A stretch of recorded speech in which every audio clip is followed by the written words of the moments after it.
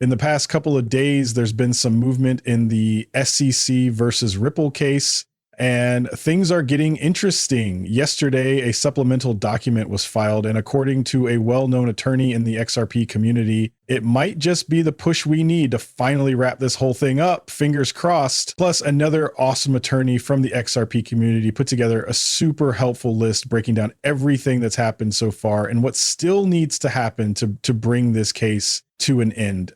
I think there's been a bit of confusion around some parts of the last couple of documents, so I wanted to clear that up for everyone. I know you're probably wondering, what's the timeline for all of this? The good news is I think we're finally starting to see the finish line. Before we dive in, though, I want to be super clear. I don't have a financial background, and this isn't financial advice. Please don't make any decisions to buy or sell based on anything I say or write. All right, here's the scoop on the first document that dropped on Monday, June 16th. Honestly, if you've been keeping up, this one shouldn't have come as a surprise. Big shout out to Attorney Philin for sharing this. He's been consistently keeping the XRP community in the loop for years, sharing every document as it comes out. Seriously, much appreciated. So on Monday, he wrote an update for the XRP community about the SEC versus Ripple case. Here's the gist. In light of the pending motion for an indicative ruling, both parties asked the Second Circuit to keep the appeals on hold, in abeyance for now. The SEC is expected to file a status report by August 15th, 2025. Long story short, we're still in limbo here with this temporary pause.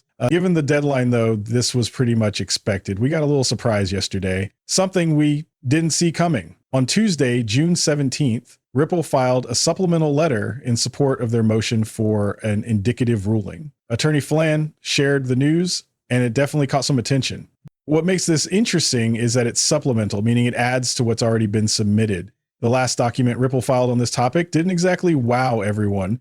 Many attorneys thought it was a bit underwhelming and too similar to previous filings. There were concerns it might not be enough to get Judge Torres on board with Ripple's latest arguments, which could slow things down. This new filing, though, it might just be Ripple's way of stepping things up. So here's the deal. The SEC and Ripple reach an agreement to lower the fine from $125 million to $50 million. They also agreed to drop the injunction that could have made it harder for Ripple to sell XRP in certain situations. Sounds good, right? But there's one catch. Judge Torres still needs to approve it. Ripple recently submitted a supplemental letter to help make their case to the judge. Attorney Fred Rispoli from the XRP community chimed in on this and shared his thoughts. The letter itself was short, just 1.5 pages.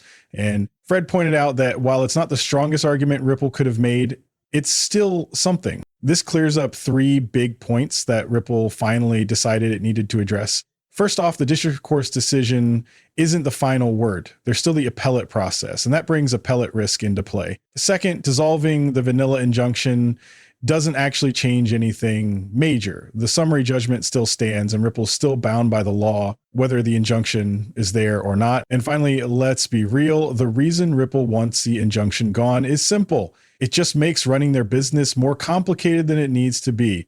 Sure, they can still sell XRP, but they're stuck dealing with this unnecessary hassle that doesn't apply to any of their competitors. Basically, this all comes down to specific partners who should be totally fine to sell, but they legally can't because of this injunction. I mean, seriously, make it make sense. It's never really added up, but that's the injunction. That's the ruling as it stands right now. For us as XRP holders or just regular folks like you and me, it doesn't really make a difference. But for Ripple, yeah, it's definitely frustrating. Now, here's the third point. Ripple is in this unique situation compared to most other SEC targets because the SEC came after Ripple long before going after other players in the industry.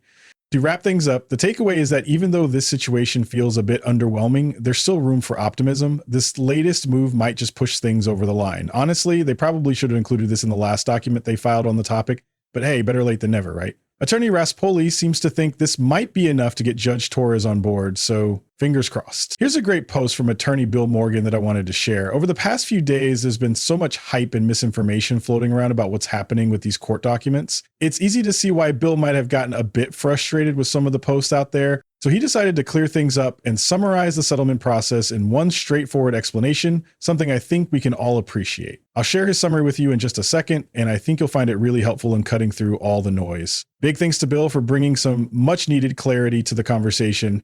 Sure, I'd be happy to walk you through this. But first, let me share a couple of examples to give you some context behind what I'm about to show you. Here's one example from someone named Carla. It's definitely a bit sensational, but let's be honest, it grabs attention. The post says, XRP update, Ripple and SEC just dropped a bomb in a surprise legal move. Ripple and the SEC have teamed up to ask the Second Circuit Court to keep their appeal on pause until August 15th. Attorney Morgan caught wind of this, and you can just imagine him shaking his head in frustration. It's one of those classic, "are you kidding me" moments. He pointed out that this move isn't a surprise for anyone following the case. The SEC had to report to the Second Circuit by June 16th, and they did. They've now requested an extra 60 days to keep the appeal on hold since the joint motion for an indicative ruling from Judge Torres hasn't been addressed yet. So yeah, we all saw this coming, and here it is. But let's be clear, this isn't some huge bombshell from Ripple or the SEC. Calling it that would just be over the top. I have to say, I totally agree with Attorney Morgan, but honestly, it's kind of funny to see what sparked him to put together such an awesome and detailed list of what's actually happening. Here's a good example. Someone named Parrot posted, "Breaking news, Ripple and the SEC just dropped a bomb. Did you catch the word choice here? Bomb, bomb, bomb." It's always about the boom with some people, right? They're the boom crowd. Something happens and it's boom. In this case, it's a bomb. It just cracks me up. Anyway, on a more serious note, they're asking the Second Circuit to keep the appeal on pause until August 15th while the SEC files a status report. Is this the calm before the moon? Attorney Morgan chimed in, saying, "In no way is it a bomb." Gotta love that bluntness. He explained that the appeal and cross appeal need to stay on hold a bit longer to give Judge Torres enough time to rule on the joint motion filed last week. If she approves it, both parties can finally take the last steps to wrap up this long drawn-out saga. So what's really happening here? Well, Morgan summed it up perfectly in a separate post. So here's the latest update from Tuesday evening. Let's talk SEC versus Ripple and how the settlement process is shaping up. First off, the settlement agreement. Ripple signed it on April 23rd, 2025. And the SEC followed on May 8th, 2025. Next, the parties filed a motion to put the appeal and cross appeal on hold, giving them a 60-day window from April 16th to June 16th, 2025. That's why the new document about this continuation wasn't exactly a shocker. We all saw it coming. And finally, on May 8th, 2025, the parties filed a Rule 62.1 motion asking for an indicative ruling. Another box checked. There's plenty to unpack here, but these steps are all lining up exactly as expected. Stay tuned for what's next. Here's an interesting update. So there's another blurb I came across on a different website that dives into this situation. Remember the initial filing from a couple of months back? Well, Judge Torres had some strong words about it. She denied the Rule 62.1 motion because it wasn't the right way to seek relief from a final judgment, and the parties didn't meet the requirements for modification under Rule 60. But here's the kicker. They've now refiled under Rule 60B, this time arguing that exceptional circumstances justify modifying the final judgment. Looks like they got the procedure right the second time.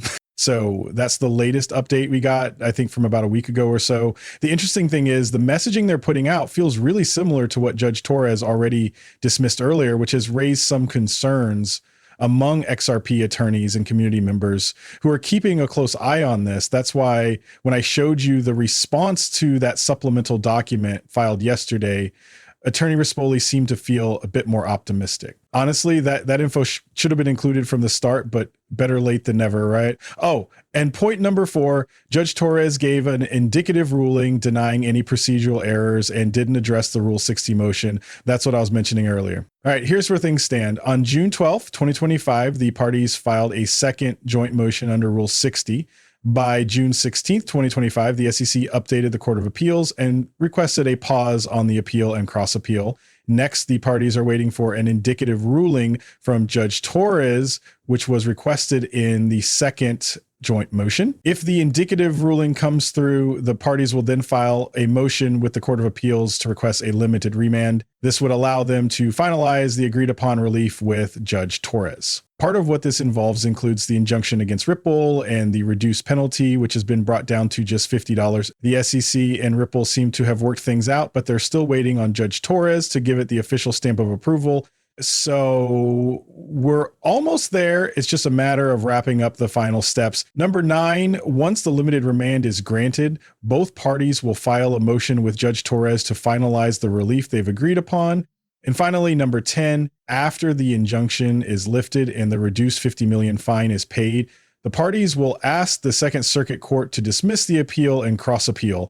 At that point, there's really no reason why it wouldn't happen. And that should wrap things up. If you're wondering how long this whole process might take, Attorney Morgan shared in a separate post that if the SEC and Ripple get the indicative ruling, everything could be wrapped up within the next several weeks. So yes, the finish line is finally in sight. Hopefully this all goes smoothly. But if it doesn't, and Judge Torres decides not to cooperate, things will just move forward as they are. Yeah, it wouldn't be ideal, but hey, it's not the end of the world. The bright side, XRP already has its legal clarity, so people like us are in the clear. I really don't think this will have any major impact.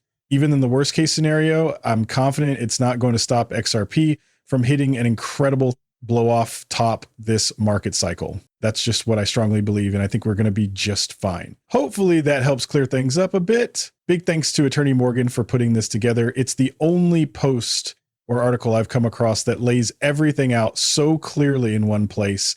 It's super helpful for understanding what's going on right now, so I wanted to share it with you. Quick note, I'm not a financial advisor, so please don't make any decisions to buy or sell based on what I say, or seriously, that's not a good idea. Just wanted to pass along something I found useful.